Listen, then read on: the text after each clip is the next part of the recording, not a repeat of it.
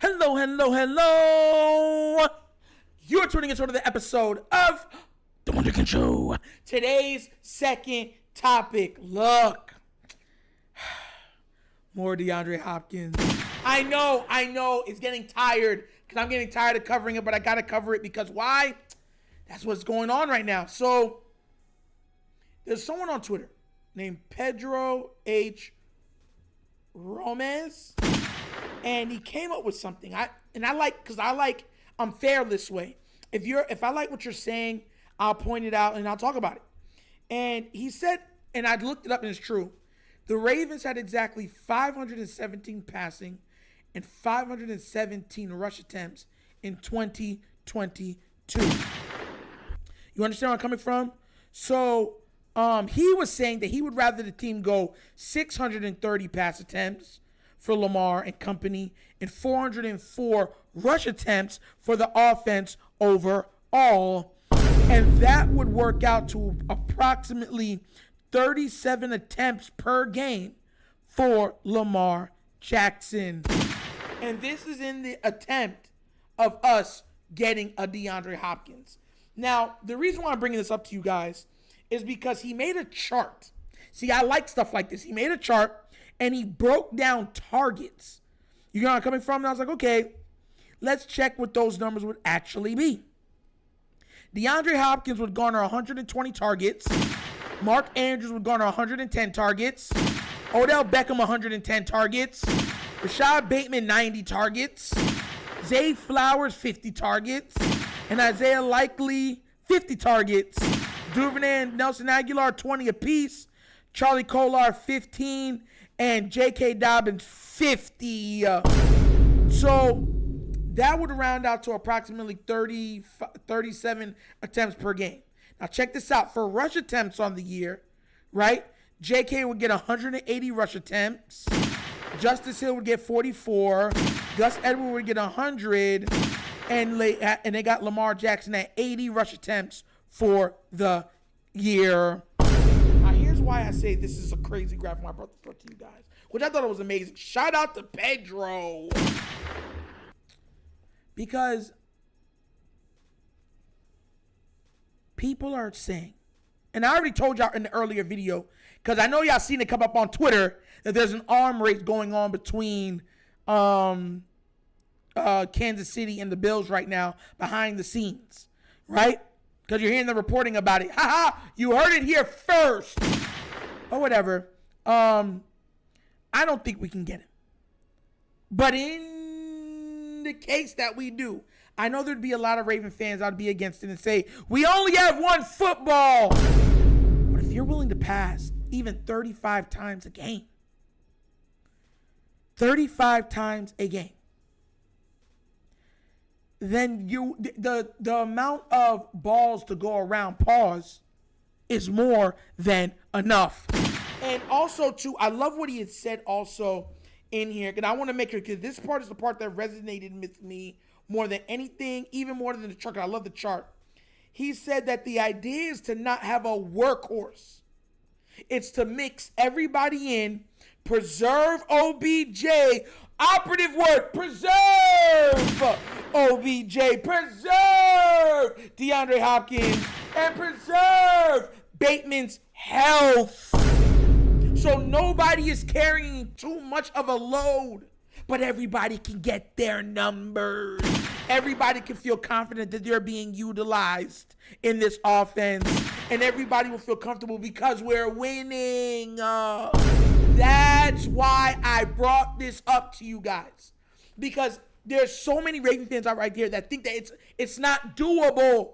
And let me tell you the reason why. The underlying reason why, because a lot of Ravens fans do not truly believe in the throwing capability of one named Lamar Demetrius Jackson. Well, I am here to tell you the man can throw the ball. He can throw the ball with the best of them. The narrative that he can't is false. It's lies. It was made from a place to push down his draft stock. It was made from a place because of his style and what he is. Lamar Jackson's the true definition of a dual threat quarterback. He's probably the best dual threat quarterback we've ever seen grace an NFL field. And the craziest part, here's the craziest part, he's just getting started. So that's why I think a lot of them are saying, no, it's impossible, because you're going to still have to run with Lamar, and JK's going to have to get the ball, and Gus is going to have to get the ball, and Justin's going to have to get the ball. And guess what? Guess what? They could still get the ball and be successful. And you know what I loved about his chart? It showed JK having over 50 targets in the pass game. Remember what I told y'all? That would be the biggest weapon for Monken.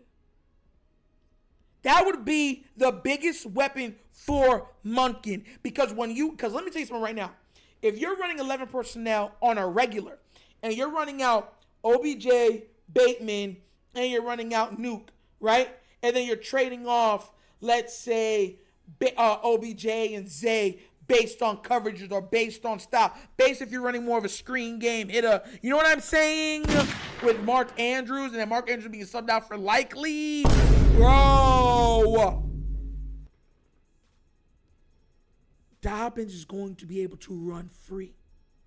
Because your eyes and that defense are going to be so worried about DeAndre Hopkins, going to be so worried about OBJ, be so worried about Bateman, be so worried about Zay, be so worried about Lamar, be so worried about Andrews, that JK in the passing game cannot be accounted for.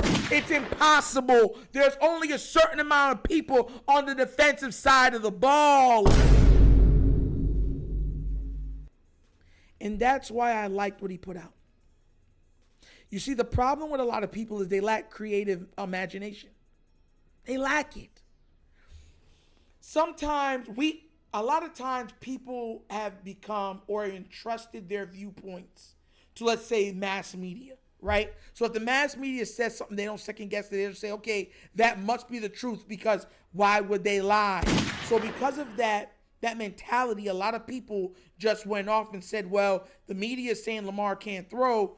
And so even after he's proven that he could throw, even after he's led the league in passing touchdowns before, even after he's had the most accurate 400-yard game in the history of the NFL, they're still looking at him like, maybe though. I mean, where there's smoke, there's fire. That's why they can't see it working. But I love numbers. I love statistics, because with the statistics that guy just showed, yeah, it's very doable. You know what DeAndre Hopkins doesn't do? He doesn't drop the ball a lot. Last year, I believe it was 1.1% he dropped. That's it. That means out of, 100 and let's say 20 catches, he dropped 1 or maybe 2. That's it. When you're getting that many targets, let's say you get that many targets and you catch, let's say, you know what, let's even do the math, right? Because that means that DeAndre Hopkins would have about 80 to 90 catches on the year if your catch rate throwing to him is around 70%, which is elite because he is an elite talent. Then you're looking at it saying, okay, well, yeah, let's look at it. What would it be? 120, right? 120.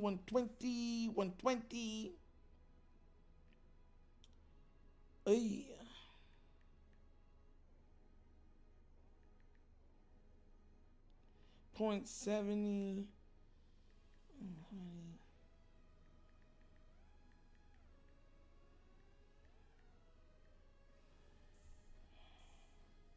Which divide that into, yeah. So about 68%, which is great. That's great. And that's what I'm saying. Look, guys, do I think it's going to happen? No. But if it does, this will be the equivalent of the 96 Bulls. Is it the 96? I'm pretty sure it's the 96 Bulls. This would be the equivalent of the 96 Chicago Bulls. Like, I want y'all to understand what that is and what is that the year? Yes, the year where they finished 72-10. I knew it because I was, you know what I'm saying, I was a kid, but I remember it. You know what I mean? That would be then. When that happened, I was about 8 or 9 years old. I'm telling y'all, that's what it would be. My aunt, I remember my aunt, her favorite player was Jordan. She didn't even call him Jordan, she called him Michael. And she'd be like, oh, I can't wait to see Michael today. He's so trustworthy. He's going to bring it through. You can count it home. There's no one that can stop his perseverance. He's locked in. That was my aunt. I grew up in a Jordan-loving home. Parents liked him. My aunt liked him. My grandmother liked him. But that's what would be the equivalent of getting a DeAndre Hopkins on this offensive unit, because there's nowhere on the offense that would be less than good. Even the backups would be good. Think about it. The backup for JK is who? Gus. The backup for Mark Andrews is what? Isaiah. Likely. And then you have 4 legit wide receivers that can be stars or are stars in the league. Yeah. You could go to work. You could definitely go to work with that. So shout out to Pedro for doing that. And listen, if you have any doubts, you can find him on Twitter if you want to look at any more stuff that he posted on there. But bro, I'm serious. If we get him, the 96 Bulls. And I would think that would probably put us like a 16-1 record, 15-2 record. And we absolutely mollywop every team that we go against in the playoffs all the way to the Super Bowl to absolutely destroy them to then gain our first Super Bowl in roughly 10 years. Sounds good to me. And I would be here for all of it. And I hope you would too. And that's another episode of the Wunderkind Show. Once again, you already know we make a lot of jokes, but everything we talk on here is based in facts and truth. Please do remember, like, subscribe, hit that notification bell, leave a comment.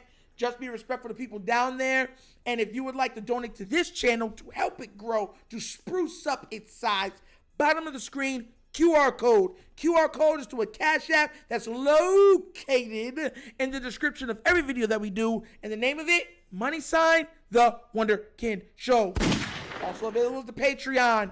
If you want more access, that's what you do. Fantasy football, Discord, sweepstakes for merch, more access to me. That's how you do it. So become a patron and help further support this channel's growth. But once again, this is the Wunderkind Show. This show is Nitro signing off, and as always, you guys know my slogan. Peace. And I am out of here. Yerp.